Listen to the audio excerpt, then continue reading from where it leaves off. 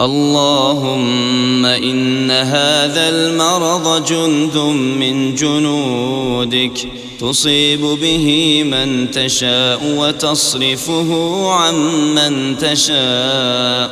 اللهم فاصرفه عنا وعن بيوتنا وعن أهلينا وأزواجنا وذرارينا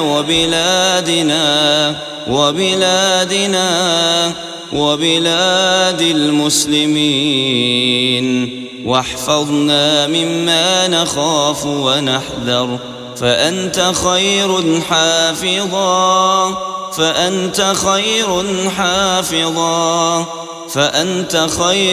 حافظا وأنت أرحم الراحمين.